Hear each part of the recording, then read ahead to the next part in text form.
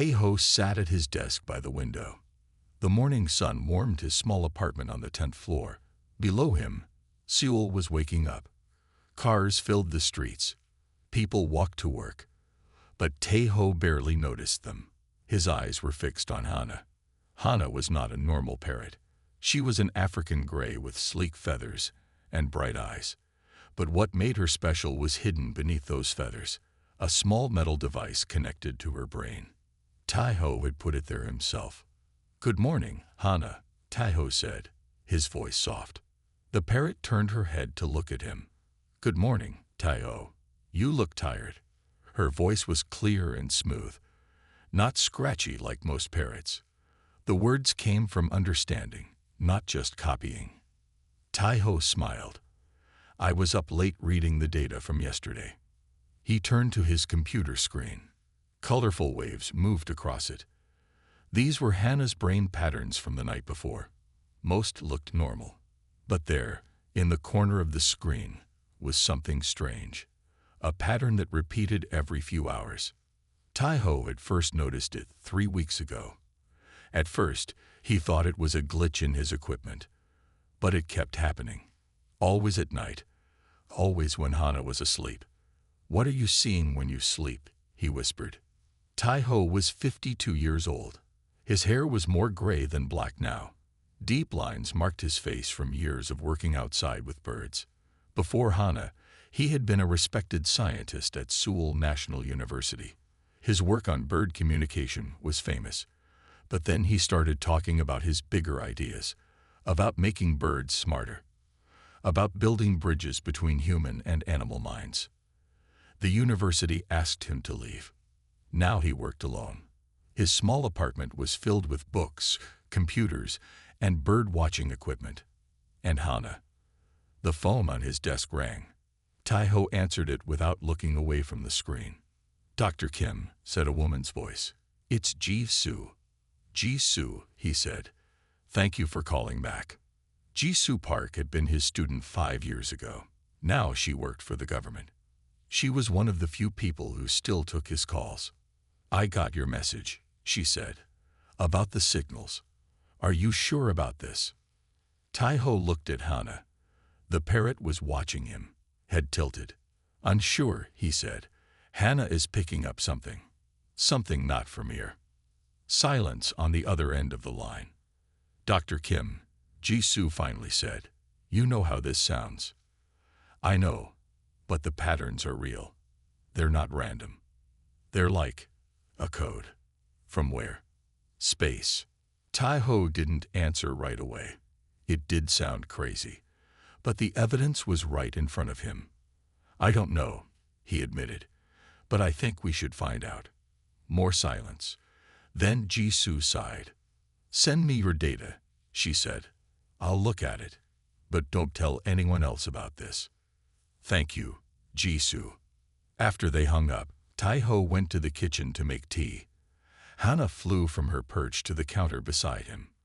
"You're worried," she said. Taeho smiled. Most people would be shocked to hear a parrot speak like this. But he was used to it. The neural implant let Hana understand and speak almost like a human. She was smarter than most people realized. "Yes," he admitted. "I'm worried about what these signals mean." Hana made a soft chirping sound. "They feel important." Taeho looked at her sharply. "You can feel them." "Sometimes. In my dreams, like voices very far away." Taeho put down his cup. This was new. Hana had never mentioned feeling the signals before. "What do they say?" he asked. Hana blinked slowly. "They say they're coming." Outside, a cloud passed over the sun. The apartment grew dark. Taeho felt a chill run down his spine. "Who's coming, Hana?" The parrot looked out the window at the sky. "I don't know," she said, "but they're already on their way." Taeho sat at his desk by the window. The morning sun warmed his small apartment on the 10th floor. Below him, Seoul was waking up. Cars filled the streets. People walked to work. But Taeho barely noticed them. His eyes were fixed on Hana. Hana was not a normal parrot. She was an African gray with sleek feathers and bright eyes. But what made her special was hidden beneath those feathers, a small metal device connected to her brain. Tai-Ho had put it there himself. "Good morning, Hana," Tai-Ho said, his voice soft. The parrot turned her head to look at him. "Good morning, Tai-Ho. You look tired." Her voice was clear and smooth, not scratchy like most parrots. The words came from understanding, not just copying. Tai-Ho smiled. "I was up late reading the data from yesterday." He turned to his computer screen. Colorful waves moved across it. These were Hannah's brain patterns from the night before. Most looked normal. But there, in the corner of the screen, was something strange. A pattern that repeated every few hours. Tai-Ho had first noticed it 3 weeks ago. At first, he thought it was a glitch in his equipment. But it kept happening. Always at night. Always when Hana was asleep. "What are you seeing when you sleep?" he whispered. Tai-Ho was 52 years old. His hair was more gray than black now. Deep lines marked his face from years of working outside with birds. Before Hana, he had been a respected scientist at Seoul National University. His work on bird communication was famous. But then he started talking about his bigger ideas, about making birds smarter, about building bridges between human and animal minds. The university asked him to leave. Now he worked alone. His small apartment was filled with books, computers, and bird-watching equipment. And Hana. The phone on his desk rang. Tai-Ho answered it without looking away from the screen. "Dr. Kim," said a woman's voice. "It's Ji-Soo." "Ji-Soo," he said. "Thank you for calling back." Ji-Soo Park had been his student 5 years ago. Now she worked for the government. She was one of the few people who still took his calls. "I got your message," she said. "About the signals. Are you sure about this?" Tai-Ho looked at Hana. The parrot was watching him, head tilted. "Unsure," he said. "Hana is picking up something. Something not from here." Silence on the other end of the line. "Dr. Kim," Ji-Soo finally said, "you know how this sounds." "I know, but the patterns are real. They're not random. They're like a code." "From where?" "Space." Tai-Ho didn't answer right away. It did sound crazy, but the evidence was right in front of him. "I don't know," he admitted, "but I think we should find out." More silence. Then Ji-Soo sighed. "Send me your data," she said. "I'll look at it, but don't tell anyone else about this." "Thank you, Ji-Soo." After they hung up, Tai-Ho went to the kitchen to make tea. Hana flew from her perch to the counter beside him. "You're worried," she said. Tai-Ho smiled. Most people would be shocked to hear a parrot speak like this, but he was used to it. The neural implant let Hana understand and speak almost like a human. She was smarter than most people realized. "Yes," he admitted. "I'm worried about what these signals mean." Hana made a soft chirping sound. "They feel important." Tai-Ho looked at her sharply. "You can feel them." "Sometimes. In my dreams, like voices very far away." Tai-Ho put down his cup. This was new. Hana had never mentioned feeling the signals before. "What do they say?" he asked. Hana blinked slowly. "They say they're coming." Outside, a cloud passed over the sun. The apartment grew dark. Tai-Ho felt a chill run down his spine. "Who's coming, Hana?" The parrot looked out the window at the sky. "I don't know," she said, "but they're already on their way." 3 days after Tai-Ho sent his data to Ji-Soo, the sky changed. It happened at noon. All over the world, the blue sky turned dark purple for 10 minutes. Then it returned to normal. Tai-Ho watched it from his balcony. Hana sat on his shoulder. "They're here," she said. By evening, every TV, radio, phone, and computer showed the same message. It came in all languages. In Korea, it was perfect Korean. In America, perfect English. The voice was calm and clear. "People of Earth, we are the Galactic Coalition. We have come to test your species. All advanced life must pass our test to join us. You have 30 days. If you fail, you will be marked as a resource species. Your test begins now." The screens went black. Then they showed normal programs again. But something was wrong. People on TV looked confused. Newsreaders opened their mouths, but no words came out. Taiho's phone rang. It was Jisoo. "Dr. Kim, can you hear me?" Her voice was shaking. "Yes, I hear you," he said. "It's happening all over the city. People can't talk to each other face to face. They open their mouths, but no sound comes out. Only phones still work, but who knows for how long." Taiho felt cold fear in his stomach. The test has begun. What test?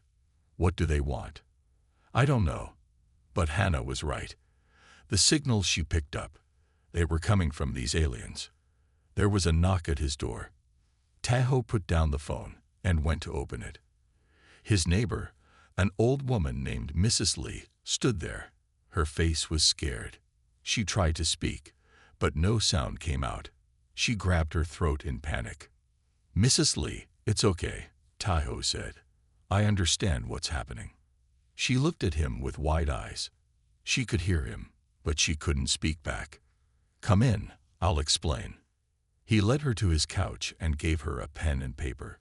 She wrote, "White A's Hey PP. Aliens," he said simply. "They're testing us. They'd done something to stop us from talking to each other." Mrs. Lee's hand shook as she wrote, "Why? I don't know, but my parrot can still talk. The aliens must not know about her, or they don't think birds matter." As if to prove his point, Hannah flew to the coffee table. "Hello, Mrs. Lee," she said. The old woman's mouth fell open. She had seen Hannah before, but had never heard her speak. Taiho's phone rang again. It was Jisoo. "Dr. Kim, the government is calling an emergency meeting. They want you there." "Me? Why?" "Because of your data, and because of Hannah. You were right about the signals.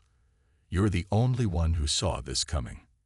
Taiho looked at Hannah, then at Mrs. Lee, who was staring at the parrot in amazement. "I'll come," he said, "but I need to bring Hannah." An hour later, Taiho sat in a large room at a government building. 20 people sat around a table. Some were in military uniforms, others wore suits. All of them had paper and pens. No one could speak. Jisoo met him at the door. She was 35, with short black hair and tired eyes. She had been his best student. "They want to know everything about your work with Hannah," she wrote on her notepad. Taiho nodded. He placed Hannah on the table. Everyone stared at the parrot. "Hannah," Taiho said, "tell these people what you told me about the signals." Hannah looked around the room. Her eyes were bright and alert. "They came from far away," she said. "They've been watching us, testing many worlds. Most fail. The test is about talking, about sharing ideas even when it's hard." A man in a military uniform wrote quickly and pushed his paper to Taiho. "How do she know GKIs?" Taiho looked at Hannah. The parrot seemed different today, more aware. "I don't know," he said honestly, "but I think the signals changed her, made her smarter somehow. And I think she might be our only hope." Outside the window, the sky turned purple again. 5 days passed. The world grew quiet. People tried to talk with hands, with pictures, with writing. But the aliens had planned for this. On the 6th day, people found they could no longer write words. Their hands shook and made only scribbles when they tried. By the 7th day, even sign language stopped working. The silence was total. Taiho sat in his apartment, watching the city through his window. Cars no longer moved on the streets. People walked slowly, eyes down. Without words, the world had stopped. But Hannah still talked. "The birds outside are scared," she said, sitting on the window ledge. "They don't understand why humans are so quiet." Taiho looked at her. An idea was growing in his mind. If he couldn't talk to other humans directly, maybe Hannah could do it for him. Maybe birds could carry human words. He went to his computer and turned it on. His fingers moved over the keyboard, but only random letters appeared on the screen. The aliens had blocked this too. He hit the desk in anger. "Taiho is upset," Hannah said. "Yes," he said, "because I can't work." He looked at the tools on his desk, the small devices he had used to connect to Hannah's brain, the computer that read her thoughts. An idea came to him. If he couldn't send his thoughts out, maybe he could put them into Hannah. For 3 days, Taiho worked without stopping. He took apart his computers. He built new devices. Hannah watched him with curious eyes. "Will it hurt?" she asked when he showed her the new headset. "No," he said. "It will let me share my thoughts with you. Then you can tell others." Hannah tilted her head. "I will help." The device was simple but powerful. A small cap for his head, connected to Hannah's implant by a thin wire. It would read his brain waves and send them to her. On the 10th day, they tried it for the first time. Taiho put on the cap. He connected the wire to Hannah's implant. Then he thought very hard about one thing: his name. Hannah blinked. "Taiho," she said. "Your name is Taiho." It worked. Over the next few days, Taiho sent more thoughts to Hannah. Simple things at first: colors, numbers. Then more complex ideas: history, science, poetry. Things that showed human thoughts were special. But there was a problem. Hannah's small brain could only hold so much information. To send more, Taiho had to make the connection stronger. On the 15th day, he felt the first headache. By the 20th day, his nose bled every time he used the device. But he kept going. The alien's deadline was coming. Jisoo visited when she could. She couldn't speak or write, but her eyes showed her worry. Taiho looked thinner, paler. The work was taking his strength. One evening, Jisoo found him passed out on the floor. She helped him to his bed. Hannah flew over and landed on his chest. "He's dying," Hannah said. Jisoo's eyes filled with tears. She pointed at the device, then made a cutting motion with her hand. "Stop," she was saying. "Stop before it kills you." Taiho shook his head weakly. "I can't," he whispered. "We're running out of time. And I found something important." He pointed at his computer. On the screen was a map of Seoul with red dots all over it. "Other birds," he said. "Hannah can talk to them now. She can teach them what I've taught her. They can spread the message." He reached for Jisoo's hand. His fingers were cold. "The aliens think they've won," he said. "They think without words we're animals, but they're wrong. Humans always find a way to speak." He closed his eyes. His breathing was shallow. 25 days left," he whispered. "I need to teach Hannah everything about us, before it's too late." Outside, the sky turned purple again. The aliens were watching. Jisoo walked through the empty streets of Seoul. 21 days had passed since the aliens came. The city felt dead. People stayed in their homes. Those who went out moved like ghosts, unable to talk to each other. Jisoo carried a small notebook. She couldn't write words, but she could draw pictures. She had drawn a bird and showed it to people she met. Most just looked confused, but a few pointed to the sky. Something was happening with the birds of Seoul. Jisoo looked up. A group of sparrows flew in a perfect circle above her. Not normal. She had seen other strange things too. Pigeons lined up on wires in patterns. Crows that followed people home. And everywhere, birds singing songs that sounded almost like words. She turned a corner and saw an old park. Trees lined the paths. On every branch sat birds, hundreds of them. All quiet, all watching her. Her heart beat faster.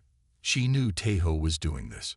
Somehow, through Hannah, he was changing the birds, using them. Jisoo hurried to Taiho's apartment building. She had not seen him for 3 days. She worried about him. The last time, he had looked so thin, so tired. When she reached his floor, she saw his door was open. Strange. She went inside slowly. The apartment was dark. Computers blinked in the shadows. Wires covered the floor like snakes. The air smelled bad, like a hospital. Jisoo. The voice came from the bedroom. She went in and gasped. Taiho lay in bed. His face was white as paper. Dark circles ringed his eyes. The cap on his head had grown bigger, with more wires. Some went into his skin. Others connected to boxes along the wall. And everywhere, there were birds. On the bed, on the dresser, on the windowsill, watching, waiting. Hana sat on Taiho's chest. The parrot's eyes glowed slightly in the dim room. He can't get up anymore, Hana said. Her voice sounded different, deeper, more like Taiho's voice. But we're making progress. Jisoo knelt by the bed. She touched Taiho's hand. It was cold. Taiho opened his eyes slowly. Jisoo, he whispered. Good. You came. He tried to sit up but couldn't. Jisoo gently pushed him back down. Don't waste energy talking, he said. Listen. The birds. They're ready. Jisoo looked at the birds around the room. As if on cue, a small finch opened its beak and made a sound. 2 + 2 = 4, it said in a tiny voice. Another bird spoke. Water is H2O. Then another. Humans dream when they sleep. And another. Shakespeare wrote Hamlet. Tears filled Jisoo's eyes. The birds were speaking human knowledge. Simple facts. Basic ideas. Things that showed thinking minds. All over the city, Taiho said weakly. Birds are speaking. Carrying our words. The aliens didn't think to block animals. They underestimated us. Hana hopped closer to Taiho's face. We have sent birds to every city. They will teach other birds. Soon, birds all over the world will speak for humans. Jisoo pointed to the computers, then to Taiho's head. Her eyes asked the question she couldn't speak. Yes, Taiho said. It's killing me. The connection is too strong. Too much of me is going into the birds. But it's worth it. A sound came from outside. A low hum that shook the windows. Jisoo went to look. A large dark shape blocked the sky above the building. An alien ship. They've noticed, Taiho said. They know something is happening with the birds. They'll try to stop us. He grabbed Jisoo's arm. His grip was surprisingly strong. Take Hana, he said. Hide her. Protect her. She has the most information. She's our best hope. Jisoo nodded. She carefully picked up Hana. And Jisoo, Taiho said, his voice fading. Tell the others. Tell them I found a way. Humans always find a way to speak. The humming grew louder. The ship was landing.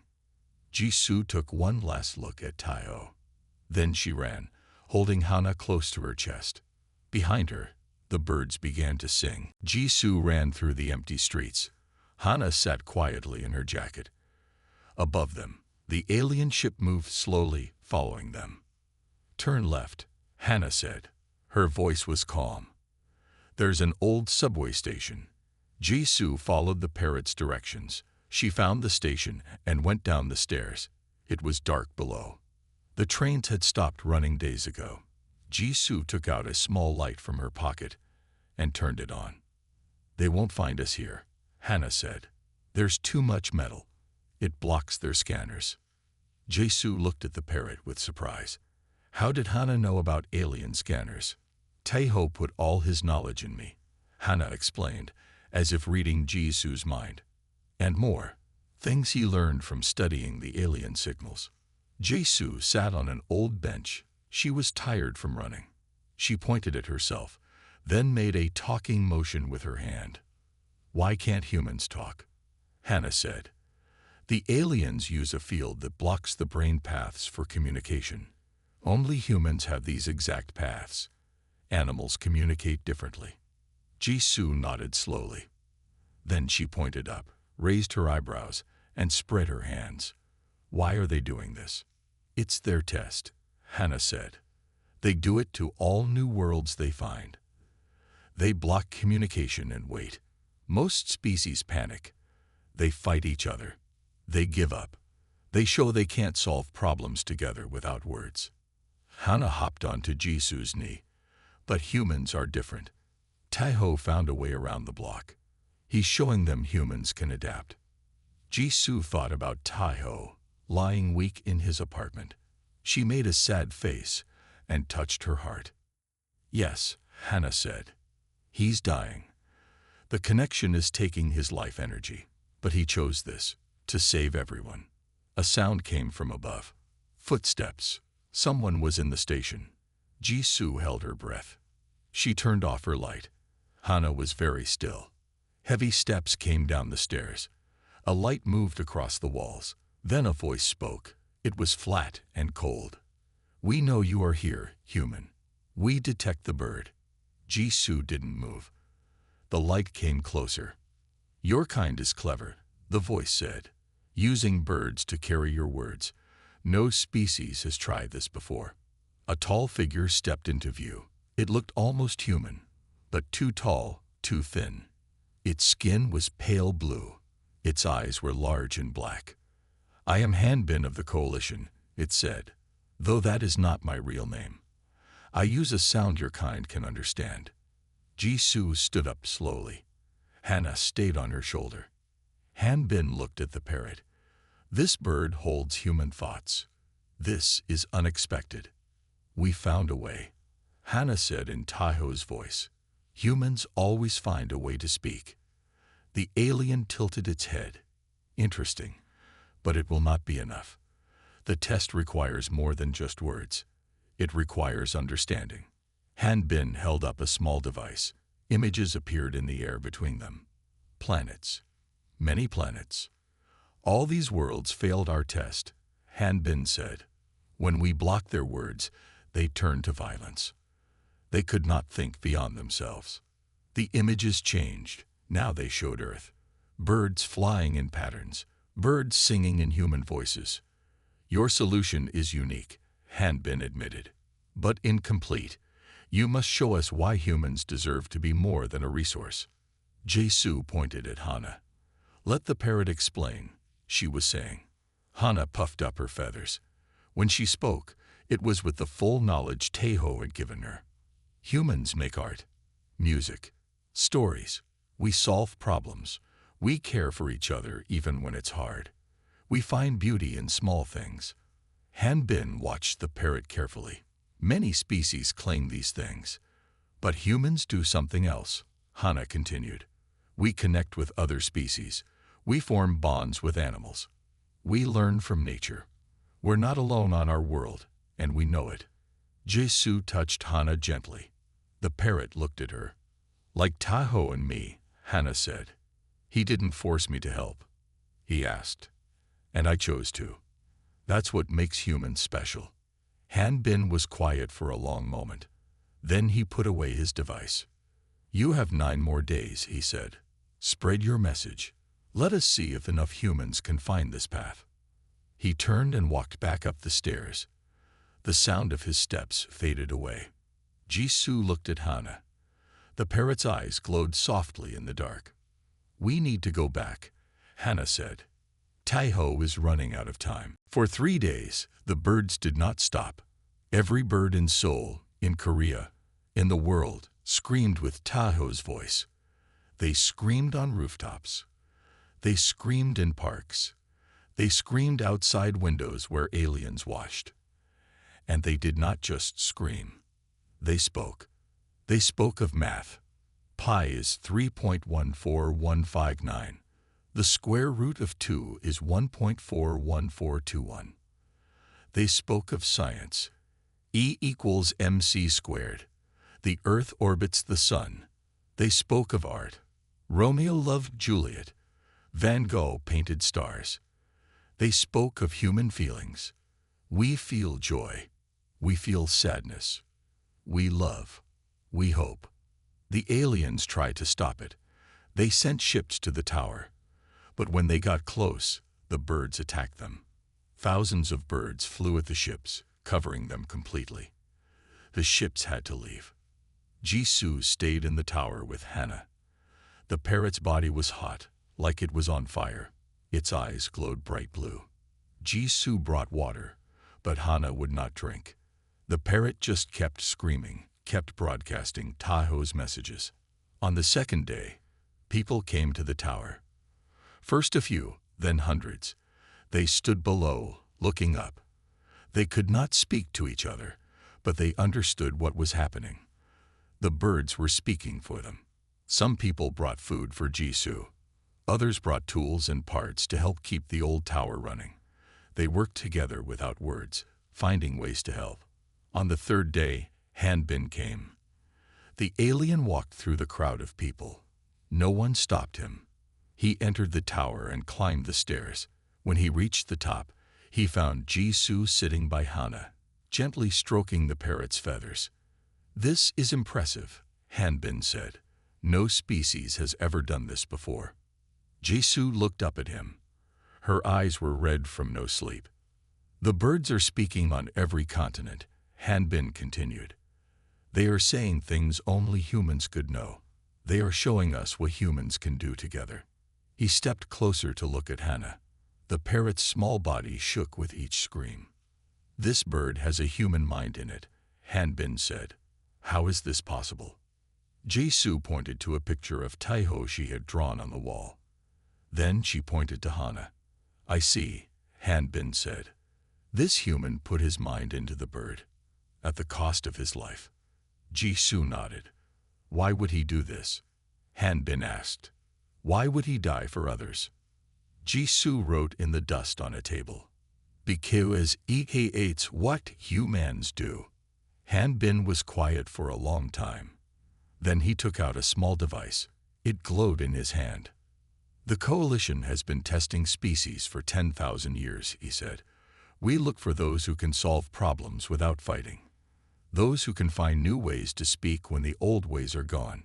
He showed Jisoo the device. Images of planets appeared above it. Hundreds of them. All these worlds failed. They turned to war when they could not talk. They killed each other in the silence. The images changed to show Earth. Birds flying everywhere. People standing together, looking up at them. "But humans found another way," Hanbin said. "You used another species not as tools, but as partners. This parrot chose to help. And this man chose to die so others could live." He put the device away. "The test is over." Jisoo's eyes widened. She pointed to Hana, who was still screaming. "Yes," Hanbin said. "You can stop now. You have passed." He took another device from his pocket and pressed it. A soft sound filled the room. Hana's screaming stopped. The parrot blinked, then closed her eyes and slumped down. Jisoo rushed to pick up Hana. The parrot was breathing, but very weak. "Don't worry," Hanbin said. "She will live, but the human mind inside her needs rest." He walked to the window and looked out. "Soon, everyone will be able to speak again. The silence will end." Jisoo held Hana close to her chest. Tears of relief ran down her face. Outside, the birds had stopped screaming, but they were still there, watching, waiting to see what would happen next. 1 week later, the world spoke again. It happened all at once. People opened their mouths, and words came out. They laughed. They cried. They said all the things they had been waiting to say for 30 days. Jisoo sat in a new room. It was in a big building in the center of Seoul. The walls were white. The chairs were soft. Through the window, she could see people in the streets below, talking and hugging.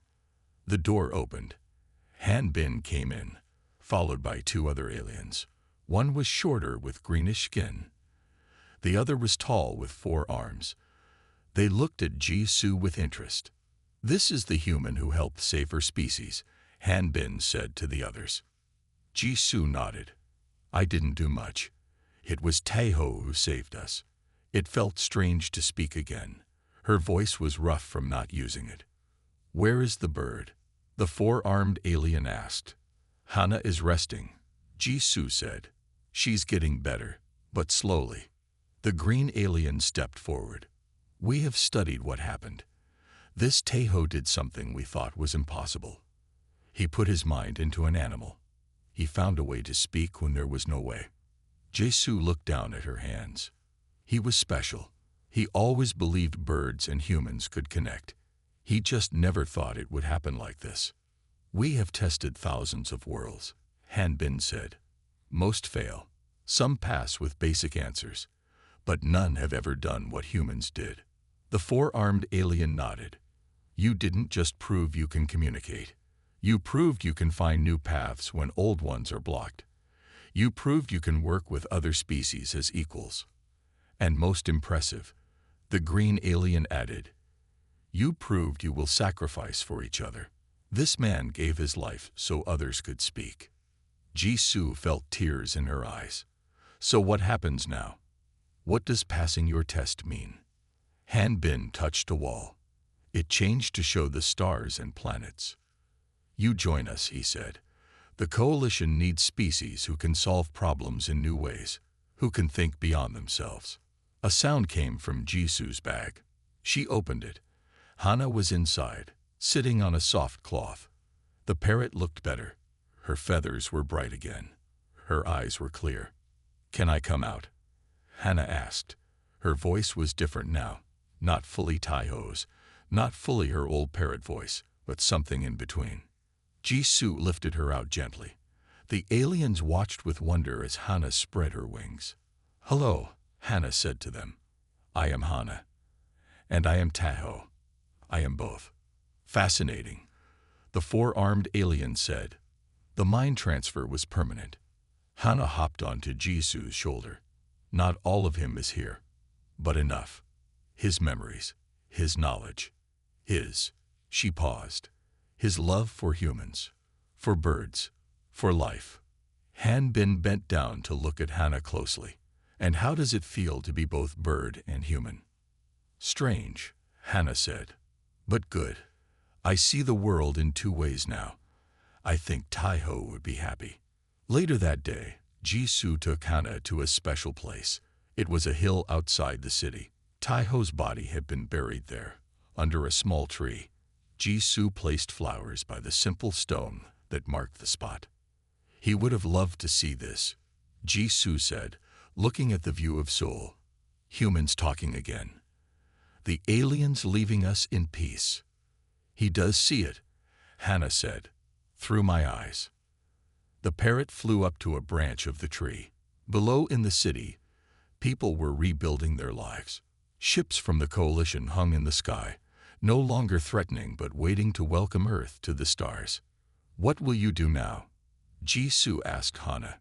Teach, Hana replied. Teach birds to talk to humans. Teach humans to listen to birds. Build the bridge Tahoe started. Jisoo smiled. And I'll help you. The sun was setting. The first stars appeared in the sky. Hana looked up at them, then down at the grave below. He died in silence, the parrot said softly, but his voice will never end. Around them, birds began to sing the evening song, carrying human words into the growing night.